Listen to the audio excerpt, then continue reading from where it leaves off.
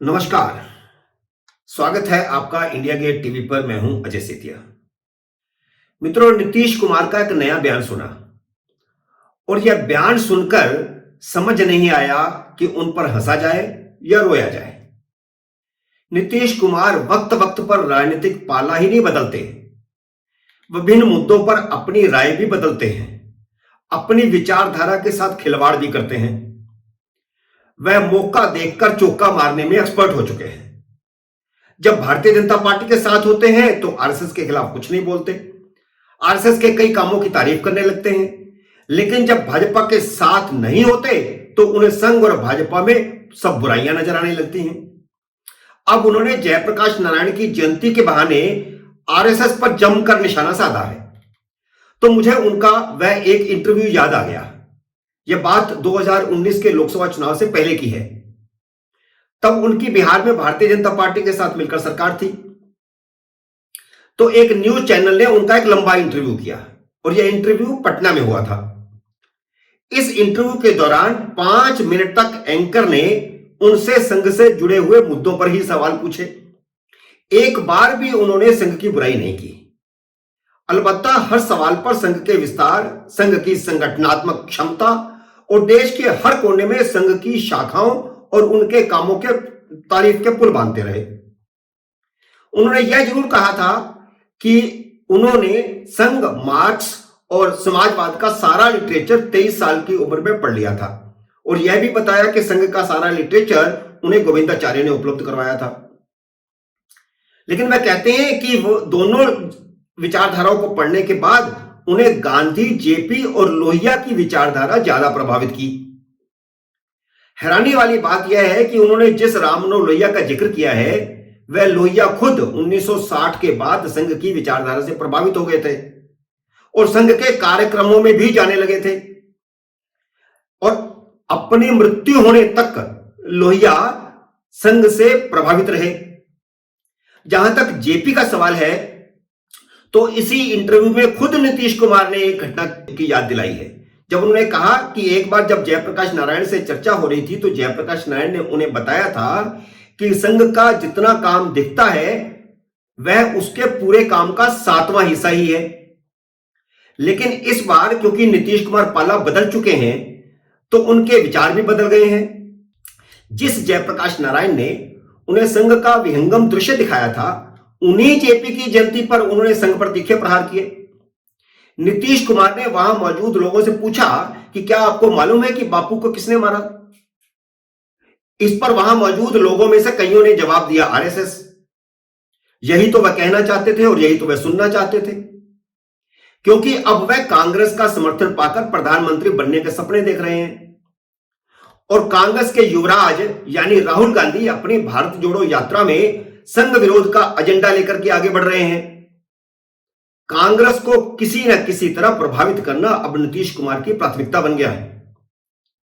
राहुल गांधी ने भी हाल ही में महात्मा गांधी की हत्या से संघ को जोड़ने का एक बयान दिया है और संघ के खिलाफ अनेक बयानबाजी की है। जेपी की जयंती पर जब वह संघ पर प्रहार कर रहे थे तो वह यह बताना भूल गए कि 1974 में जब अब्दुल गफूर सरकार के खिलाफ आंदोलन शुरू हुआ था, जयप्रकाश नारायण का आंदोलन पहले बिहार में अब्दुल गफूर सरकार के खिलाफ शुरू हुआ था, तो उस वक्त जेपी ने क्या कहा था? जयप्रकाश ने खुद कहा था, यह ऑन रिकॉर्ड है, कि कुछ लोग आरएसएस को फासिस्ट और सांप्रदायिक बता रहे हैं। अगर आरएसएस फासिस्ट और सांप्रदायिक है तो मैं भी फासिस्ट और सांप्रदायिक हूं। तो नीतीश कुमार ने तब क्यों नहीं साथ छोड़ा था जयप्रकाश नारायण का? तब तो वह छात्र थे और छात्र आंदोलन के अगुवा भी थे। जेपी की जयंती पर नीतीश कुमार का दूसरा उत्तेजित सवाल था कि आजादी की लड़ाई किसने लड़ी थी? जिन्होंने आजादी की लड़ाई नहीं लड़ी वही लोग आजकल उसकी बात कर रहे हैं। आजादी की लड़ाई को जब 75 साल पूरे हो गए तो नए नए नामकरण की बात कर रहे हैं। अब अगर 75 साल बाद आजादी की जयंती मनाई जानी है और उस समय नरेंद्र मोदी की सरकार है तो वह नया नाम तो देंगे ही। सरकार का काम है कि आजादी की सालगिरह मनाना। अब ये कह रहे हैं कि उनका आजादी से कुछ लेना देना नहीं है। तो आजादी से आपका भी क्या लेना देना है? आजादी की लड़ाई में जो कुछ हुआ बापू के नेतृत्व से हुआ, ये नीतीश कुमार कह रहे हैं। इन सब चीजों को याद रखना होगा। वैसे तो जो उनका तरीका है वो तरीका ये है, कहना वो ये चाहते हैं कि संघ की भूमिका नहीं थी आजादी के आंदोलन में। इसको खुल के सामने आकर के क्यों नहीं कहते? वैसे तो संघ के संस्थापक हेडगेवार खुद आजादी के आंदोलन में 2 बार जेल गए थे। नीतीश कुमार को इतिहास को अच्छी तरह पहले पढ़ लेना चाहिए, सुना सुनाया इतिहास दोहराना नहीं चाहिए। लेकिन अब सवाल पैदा होता है कि क्या आजादी का आंदोलन सिर्फ गांधी ने लड़ा था? क्या सुभाष चंद्र बोस, चंद्रशेखर आजाद, भगत सिंह जैसे हजारों क्रांतिकारियों की आजादी की लड़ाई में कोई भूमिका नहीं थी? सत्ता के लिए कांग्रेस का समर्थन हासिल करने के लिए सिर्फ गांधी और कांग्रेस को आजादी का श्रेय देकर क्या नीतीश बाबू उन हजारों क्रांतिकारियों के बलिदानों का अपमान नहीं कर रहे, जिन्होंने आजादी के लिए प्राणों की आहुति दी और फांसी के फंदे को चूमा? नीतीश कुमार सिर्फ यह कहना चाहते थे कि आजादी के आंदोलन में संघ की भूमिका नहीं थी, तो इसके लिए उन्हें सिर्फ गांधी को आजादी की लड़ाई का श्रेय देने की क्या जरूरत थी?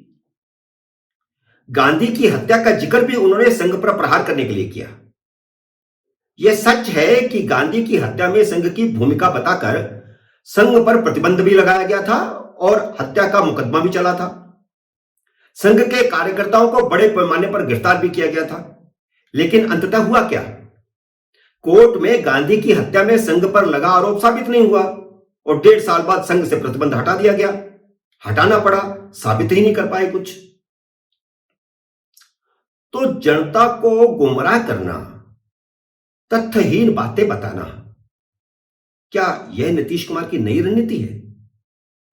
और वह यह क्यों नहीं बताते कि 1962 के भारत चीन युद्ध में आरएसएस के स्वयंसेवकों ने सीमा पर सैनिकों को किस तरह मदद पहुंचाई थी और देश भर में जिस तरह सैन्य सहायता एकत्रित की थी, उससे संघ के बारे में बनाई गई धारणा टूटी थी या नहीं टूटी थी?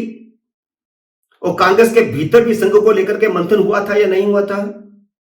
इसलिए जवाहरलाल नेहरू ने खुद 1963 में संघ के स्वयंसेवकों को गणतंत्र दिवस की परेड में हिस्सा लेने के लिए बुलाया था। यह क्यों नहीं बताते? संघ के स्वयंसेवकों ने अपनी उसी नेकर वाली वर्दी पहनकर हिस्सा लिया था जिसमें आग लगाकर कांग्रेस ने कुछ दिन पहले ट्वीट किया है। अधूरा सच बताकर वे क्या हासिल करना चाहते हैं? वे बार बार भूल जाते हैं कि 2014 के बाद देश बदल चुका है। एक तरफा प्रचार का युग अब बीत चुका है। इंटरनेट पर सब कुछ उपलब्ध है, दोनों पक्षों के तथ्य मौजूद हैं। आज के युवा वोटर भाषणों से न प्रभावित होते हैं न गुमराह होते हैं और नीतीश कुमार को यह आधुनिक तथ्य याद रखना चाहिए। मित्रों, उम्मीद है मेरा यह विश्लेषण आपको पसंद आया होगा। इसे लाइक करिए, शेयर कीजिए और अगर आपने मेरे YouTube चैनल को सब्सक्राइब नहीं किया तो कृपया सब्सक्राइब भी कीजिए और घंटी का बटन भी दबाइए ताकि जैसे ही मेरा नया विश्लेषण आए, जैसे ही मेरा नया वीडियो आए, आपको सूचना आए। मेरे नए वीडियो का करिए इंतजार। तब तक नमस्कार।